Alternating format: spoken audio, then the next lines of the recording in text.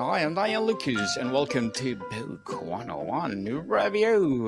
Book 101 is all about the books that I read for the last 40 years. And today I have my special guest. He's an entrepreneur helping people break limits and build a life that lasts. And of course, an author too. And his debut book entitled No Ceiling, No Excuses, no other than Mr. Chris Capuano. Nice. You said my name perfectly. Thank you. How you doing, Daniel? I'm fabulous, Mr. Chris. And can you please introduce more about yourself? Absolutely. Happy to be here. So yeah, my name is Chris Capuano. Just released my debut book about 2 weeks ago entitled No Ceiling, No Excuses. All about people that are feeling currently stuck in their moment in time and they want to kind of break past the ceiling that is temporarily holding them down. That ceiling could be friends. It could be family. It could be something inside of their head that's just not letting them be the true self that they know internally that they're meant to be. It could be noise from the outside, whether, like I said, it's a family or it's a friend or it's something they heard online that's just preventing that person, that listener, from blowing past and being Willy Wonka in the movie, The Willy Wonka and the Chocolate Factory, and blowing past that glass ceiling at the end of the movie. Mr. Chris Capuano, thank you so much for sharing your knowledge and wisdom to the world. How do you define the concept of no ceiling in the context of chasing personal dreams? Yeah, really good question, Daniel. So no ceiling with chasing personal dreams could be something that maybe a seed planted inside of your head. And it could have been a seed that was planted in your head maybe 10 years ago, maybe 1 year ago, maybe 10 weeks ago, maybe 10 seconds ago, that is just stopping you from letting you do what you ultimately want to do. And it could be a multitude of things. It could be something that someone said to you, could be something that that maybe you read online or maybe read in a book and it said, no, like, save your money, don't go into debt, right? Meanwhile, a lot of the things that are out there are kind of the opposite of what will let you succeed in life. People always say, oh, save your money, take the secure job, don't take risks. I say, screw all that. Do the opposite. Take risks, spend money, put yourself into debt, as long as it's smart debt. There's a difference between stupid debt and smart debt. If you go out and you get a Ferrari, that might be stupid debt if you can't afford it, right? But Yes. if you go out there and you decide that, hey, I'm going to buy maybe a house, right? And I'm going to put myself into debt. So that way in maybe, 10 years, maybe my goal is to pay off that house in 10 or 15 years. And then at that point you have cash flow and you could utilize that money towards maybe a future rental property. Maybe that's smarter debt, right? So it's just knowing the difference between those two. What are the most common excuses you have seen people use to stall their dreams, and how does your book address them? So the book addresses it a couple different ways. It kind of helps you snap out of that autopilot mode that a lot of people seem to fall into, right? A lot of people are kind of stuck and frozen, which is like inaction all day will totally suck the life out of everything, right?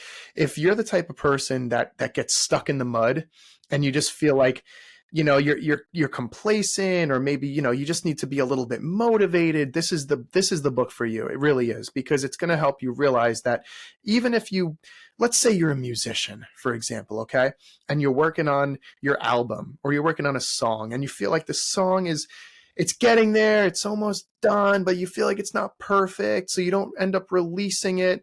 This book is meant to basically push you over the finish line and say, you know what, screw it, I'm going to release it, even though it's not quote unquote perfect.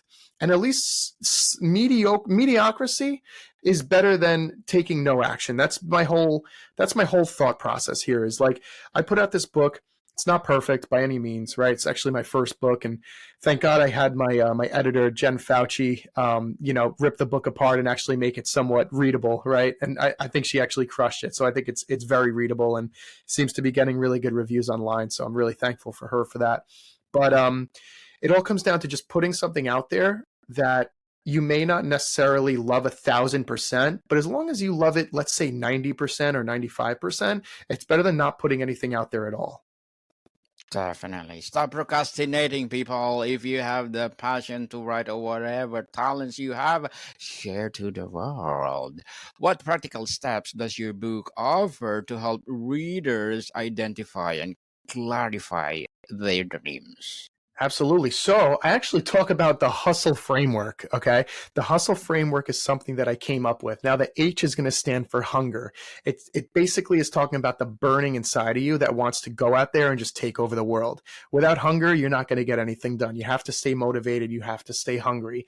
Now U stands for understand the game.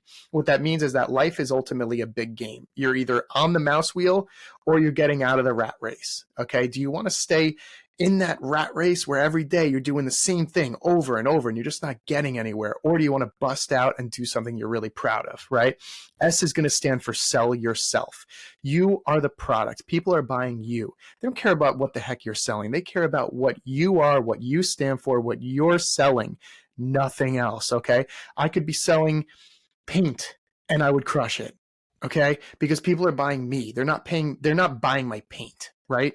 It goes for whatever service, whatever your industry you're in. Yes, you have to have a good product and you have to know what the heck you're selling, but at the end of the day, people are buying you, right? So the L is going to stand for leverage your lessons, okay? Leverage your lessons mean the entire time that you're alive, every single day you should be learning lessons. I know I do. If you're not, you got to open your eyes a little bit wider, right?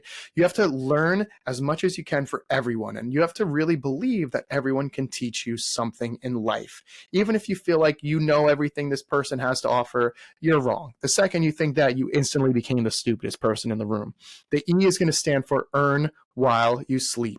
Earn while you sleep. What that means is creating systems and scaling so that way you can capitalize and you can extrapolate the most amount of revenue possible out of every single second in your day. And it comes down to efficiency and making the most of your time. I like that, Mr. Chris. Earning while you're sleeping. A passive income indeed. How does No Scaling, No Excuses differ from other motivational books about achieving goals? Love that question. So this is not just your typical sales book that teaches you a couple different sales strategies. It's kind of like the raw memoir to my life, right? So the first third of the book is my story. Talks about how, unfortunately I have still have thank God she's alive, right? My alcoholic mother. Okay, so every day after 4 p.m., I have to stop talking to her because there are things that are said and actions that are done that I know are not truly her. Okay, it also talks about how her boyfriend raised me at the time, who was unfortunately addicted to drugs, and kind of talks about what it was like growing up in that horrible environment and atmosphere and the different stories that I could kind of share with that. Second part of the book is all the different jobs that I had. I went from talking about how I was a broke busboy to being a waiter, to being a power washer, to becoming a top-rated eBayer, to becoming a drop shipper, to flipping women's shoes, to becoming a union steam fitter, to even driving for Uber. And then eventually the third part of the book is all about how I got in the business that I'm in now, which is merchant services and point of sale systems, and how I help small to medium businesses grow and scale their business and generate more and more revenue. We salute you for your resilience, Mr. Chris. Thank you, thank you, thank you. We're proud of you for sharing your story to the world to empower us. What role does mindset play in breaking the cycle of stalling and taking action and outline in your book? So mindset is everything. If you go in with a bad or negative mindset, you're not going to get anything done. You're literally going to just hurt yourself. So if you change your mindset, you're changing your life. If you put positive thoughts in your own head, you're going to get positive results in the end. There's a really amazing book called The Magic. Not sure if you're familiar with it, but it teaches all about gratitude and being thankful for even the smallest things in your life. When I wake up every day, I trained my brain to thank God that I woke up. I thank God for the feet on my body, the lungs in my chest, my heart, my eyes, just being able to see and smell and feel. We are so lucky and we are not promised tomorrow. Unfortunately, my dad passed away about 2.5 years ago, and it just taught me that life is so short and you can't go on scared in life. You have to make the most of your days not make the most days out of your life, if that makes sense. Makes sense. Mr. Chris, can you describe a specific strategy from the book for overcoming a fear or self doubt when pursuing a dream? Yeah, so it goes back to just committing and just getting something done. Even if you're afraid that you're not going to do it perfectly. I go in my book, I talk about how I kind of suck at three things: geography, sports, and history. And then the fourth bonus thing I suck at is putting together IKEA furniture. That doesn't mean that I'm never going to go to IKEA and buy furniture. It just means I'm going to go to IKEA, buy furniture, and know that I'm going to screw it up when I first try to put it together. But that doesn't stop me from buying IKEA furniture, right? If you go in with the mindset of, hey, I'm going to do this, I'm going to screw it up, but it's going to be okay. You're going to get so much more done in a day than if you would have just never tried to go out and buy that desk to begin with. Yes, indeed. And how do you guide readers to balance dreaming big with taking realistic, actionable steps? So I always say dream big, but don't be unrealistic, right? Like, it's not my dream to be in a private jet living the Elon Musk life, right? It's just not me personally. I would actually hate that life. Me, I want to be able to live a very comfortable life. Okay. And what that means to me is spending time with my wife. We have amazing animals, spend time with, my cats, right? And maybe eventually we'll have a little farm. Who knows? Right. But it's not living like that billionaire lifestyle. I don't want to go to the club and pop bottles of Dom Perignon at 1 a.m. I want to be sleeping by like 10:30 at night, right? Like, I just want to be in bed watching movies. Yes, I do want to have a big screen TV, and I want to have the new technology that's OLED, and I want the nice fireplace in the house, right? But I'm not dreaming of having a 10,000 square foot house where it's way bigger than what I need it to be. So I always say dream as big as you realistically want in your life without over dreaming. Because if you over dream, then you're kind of setting yourself up for failure, right? If you over dream, then you could work your ass off. And I'll tell you what, to get to the stat, I know millionaires, I know people that are worth over 100 million. I even know some billionaires. The amount of stress that these people have in their life is not something that I would personally be able to deal with. And I've read somewhere that your level of success is directly correlated with how well you manage stress. Me personally, I feel like I've gotten better at managing stress over the years, but it definitely affects me, right? I don't know about the listeners, but I know stress affects me. And yes, you could do breathing techniques, you could listen to music, you could do all that kumbaya stuff, but at the end of the day, if you have a client screaming at you, cursing at you on the phone, it's going to affect your mood. So if you could try to limit the amount of stress that you occur in a day, I feel like that's ultimately the key to success. Very well said, Mr. Chris.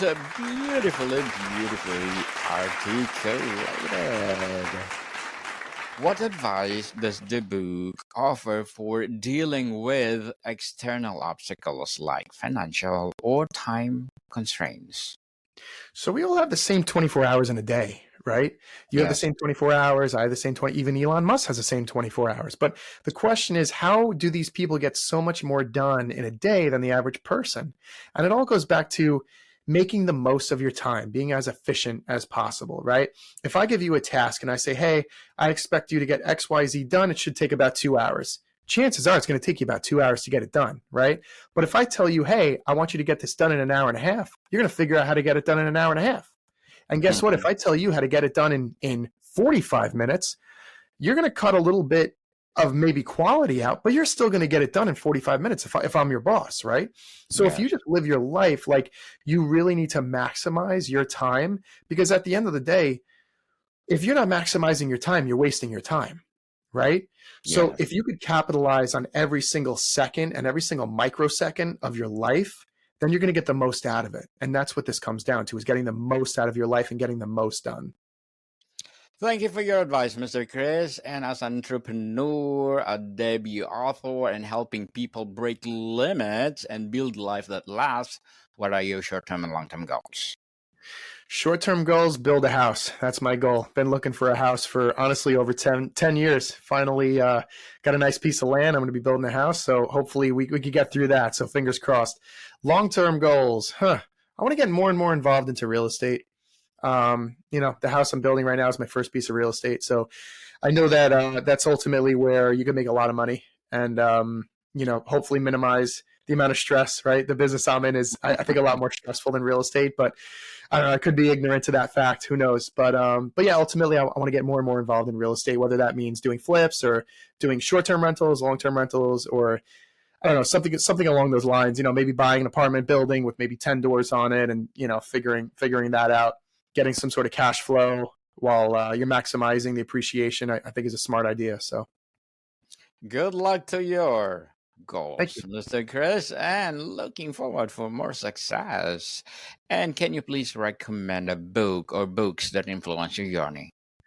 Absolutely. So this is my book right here called No Ceiling, No Excuses. Okay. And Yes. in my book, there's actually a section called recommended reading. And one of the first readings or one of the first books is called Verbal Judo. It's by George Thompson. It's the book that taught me that communication is everything. And it talks all about tactical empathy, talks all about how words, the most dangerous muscle in the human body is actually the human tongue because Yeah. you could say something and then you can't take it back. So the guy that wrote this, his name is George Thompson. I believe he's a retired detective, unfortunately passed away a few years ago. But he talks all about how if you use the right words, you never have to use any sort of, physical, restrainment or anything like that if you're a police officer or detective. He believes that through successful tactical communication, you can get most people to do anything you say if you say it the right way, with the right tone and the right message behind the actual words that you're saying, because it's not just what you say, but obviously how you say it. Thank you for that recommended book, Mr. Chris. How does No Ceiling, No Excuses address the needs of people at different life stages, from young adults to retirees? Yeah, so No Ceiling, No Excuses addresses different lifestyles in their lives, because I feel like no matter where you are in your life, you're going to find something in this book to connect with, whether it's me talking about my childhood and how maybe it wasn't the most picture perfect childhood, right? Or one of the different jobs that I had along the way. There's a lot of waiters out there. There's a lot of building trades, people out there. There's a lot of people that are just trying to hustle, and they're throwing a bunch of different shit at different walls, and they're trying to see what sticks, right? Unfortunately, not everything sticks, but what I do is I keep throwing until I break the wall. I don't just see what sticks. I see what I could just keep going with, and I figure out how to basically get the most out of what I'm doing. So if you're doing something and you see that there's some sort of ceiling involved, it's up to you. Do you want to keep going and you keep smashing your head against the same wall or the same ceiling? Or do you want to find something where there's no ceiling, there's no limit to your success? It's strictly based on the amount of effort that you do and the consistency that you do it. So no matter where you are in your life, I think you're going to get something out of the book. And once again, I call it, it's called No Ceiling, No Excuses. And I think it's on sale right now. It's less than $20. You could get it right on my website at noceilingnoexcuses.com. And honestly, I think it's freaking awesome. Freaking awesome. Yes, indeed.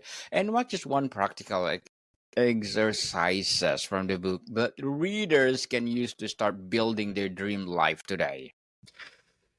Yeah, so there's so many. I would say the one thing I would want people to kind of take out of the book is what's called getting out of perfection paralysis. Okay, what that is just the feeling of getting stuck and not ever taking action, because inaction is gonna stall where you want to go. It's gonna stall where you end up. And if you're not doing something, even if it necessarily isn't the right thing to do, at least you're doing something. I would say it's better to do something wrong than to do nothing at all, because then at least you tried, right? So Yes. I would say if you could snap out of that autopilot mentality, don't be a Tesla, be a Ferrari, right? Snap out of that perfection paralysis and just say, screw it, I'm gonna do it. Yes, just do it, people. And how do you encourage readers to maintain momentum after taking the first steps toward their goals? Sorry, say that one more time. How do you encourage readers to maintain momentum after taking the first steps toward their goals. So you always have to keep your eyes on the prize, right? You always have to have something that you're looking forward to. I always say you should always have at least one vacation planned in your life, right? If I don't have a vacation plan, if I don't have something I'm looking forward to, I don't feel as motivated as I should be, right? The Yes. fact that I know that I'm going away, I don't know, let's just say to Italy next month, right? That's what I'm excited about. And then guess what? When I land from Italy, I'm already booking my next trip. Maybe I want to go to Iceland after that, right? Maybe I want to go to France after that, whatever. Maybe I want to go to I don't know, maybe I want to do a staycation. Maybe I want to stay home for 1 week, don't work, and just zone out and watch Netflix, whatever. Have something that excites you. Have something that keeps you motivated. So that way you don't get lost in the sauce, as I call it. You can't get lost in the sauce. Definitely. Mr. Chris, before we wrap up our discussion for today, I'm inviting you to please to listen to my other podcast, people, my other podcast, because my abstract essay is already in 5th season, abstract poetry in 2nd season, and my book 101 review in 5th season too.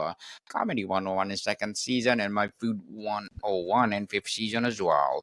Geography 101 in 4th season, and my baby podcast Law 101 and Mental Health 101. Love letters in its 3rd season, and Movie 101 review and Music 101 in 4th season, and Science 101 and Sex 101 in its 1st season. Please listen to them wherever you listen your podcast. Mr. Chris, what is the one key takeaway you hope every reader gains from No Ceiling, No Excuses?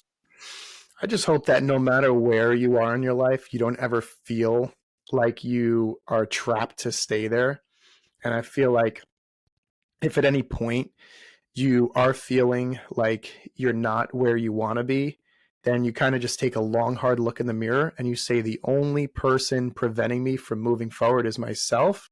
And you cut out all the BS, you cut out all the excuses, and you stop blaming the weather, the government, your parents, your friends for you not being where you want to be, right? Because at the end of the day, the only person to blame is yourself. Now, don't beat yourself up too much, okay? But beat yourself up just enough to motivate yourself, so that way you could go to the next level, keep leveling up, keep smashing ceilings, and stay hungry.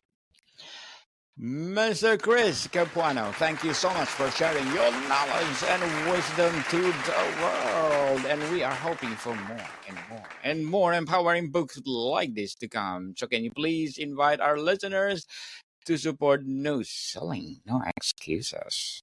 Thank you so much for having me, Daniel. That was awesome. Yeah, so where do people buy your book, mister?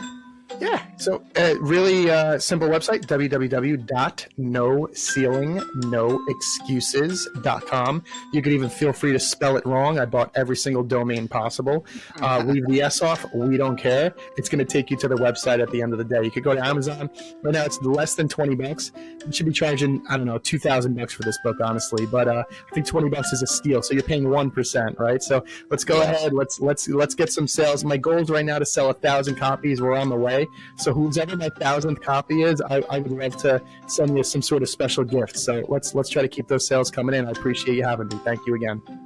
Yes, people, let's support Mr. Chris Capuano, because if you support him, for sure, as I said, more and more and more empowering books like this to come, more and more empowering business to come. So, Mr. Chris, thank you so much for your time. Thank you, Daniel. Have a great day. More to come, people. See you soon.